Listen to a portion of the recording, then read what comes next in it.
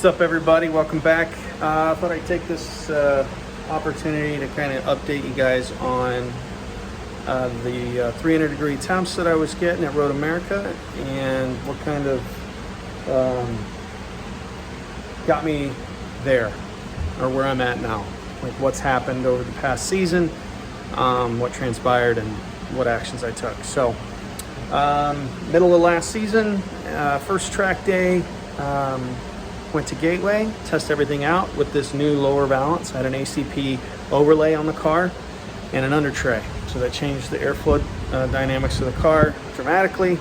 And I thought, man, I better get to the track and test it out. Halfway through my first track session, everything went up. Everything skyrocketed. Water temps 230, oil temps 305. So pulled off track, let it cool down. I was actually testing new bars too, so I changed bars out. Ran the second session, got like 3 or 4 laps in, and same thing. So, needless to say, I was not ready for Road America. So I call a couple people that are familiar with the C5 platform. It's a 20-year-old platform, so it's not, there's an answer out there for sure. So it was suggested, obviously, get an oil cooler, external oil cooler. I currently, or at the time, was running a DeWitt's radiator with the integrated oil cooler, and essentially eliminated that, capped both of those bungs off, and because this is all budget minded, I couldn't really afford to go out and buy like an approved racing C5 oil cooler kit, which is an awesome kit, which I could, but I had to come back home, see what I had. I had this is what I had basically. I had a 12x6 dual pass FSR cooler, which pretty nice. It's it's not bad for sure. Even has a bung for oil temp sensor or anything like that. So I fabricated this little bracket. I had a buddy weld up, which is a little odd, but it worked. And honestly, it just it sat like this. Sat on top of the radiator, shroud barely fit, and basically made it work.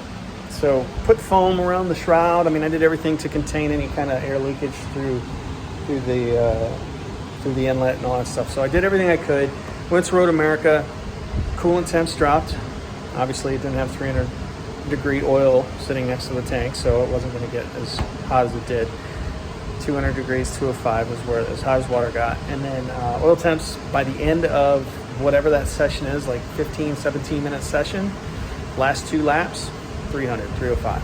I kept running it. The car ran incredible. Most fun I've ever had at Road America, at any track, was Road America. It was beautiful. I'm going back next year for sure. And anyways, ran all 4 sessions, and just knew I had to come back to the drawing board and figure this thing out. Autocross the rest of the season. Didn't do any other track days. I was pretty late in the season for me. So here I am. And what I've come up with is I went on eBay to see what was available, and this guy right here was available. It's a 20-inch, 20x6, and I couldn't tell you much more than that. By the way it looks, I can't even tell you if it's a divided tank or that it's a dual pass. I don't know much about it. All I know is $130. It had a lot of surface area, and my hope is to help out with cooling. But in lieu of, or in addition to, I cut my bumper. So I cut a big old hole in my bumper, and this is what it ended up looking like. So essentially what I did is I made this 2-inch opening 4 1/4, right? And I'm not a fiberglass guy, but I'm a do-it-yourself guy and on a budget, so bought some fiberglass mesh and some resin and kind of formed it up with some cardboard and to get started, and then I'll try to be a little bit more specific with the rest of whatever mold I make, and then start sanding and doing the deal and getting ready for paint. So that's my hope. I mean, basically my assessment is that ultimately it's airflow, and this should be the solution. If this doesn't work out, I'll go back to that cooler. There'll probably be a better cooler. It is a better cooler. So this may be trash, and we'll find out pretty quick, I think. So anyways, that's that. Let me know what you guys think, if I'm on to something, if what you think about my cheap Chinese eBay cooler, and I'll look for your suggestions and comments, and appreciate you guys watching, and we'll see you on the next one. Thanks.